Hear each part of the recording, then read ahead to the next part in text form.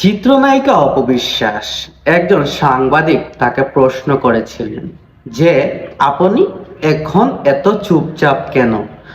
তার বিপরীতে অপবিশ্বাসের উত্তর ছিল যে আমি এত চুপ তার কারণ কারণ আমার বিয়ে, সংসার, ছেলের বাবা, আমার স্বামী আছে। আমি এগুলো প্রমাণ করার জন্য সব সময় সোশ্যাল মিডিয়ায় পোস্ট করতে হবে বা সবাইকে জানিয়ে বেড়াতে হবে, এটা কোনো বিষয় নয়। আমার বিয়ে, সন্তান, বাচ্চা সবই আছে। এগুলো প্রমাণ করার জন্য সোশ্যাল মিডিয়ায় কোনো বার্তা দিতে হবে, এতে আপনারা বিশ্বাস করলে করেন, না করলে নাই, আমার তাতে কোনো কিছু যায় আসে না।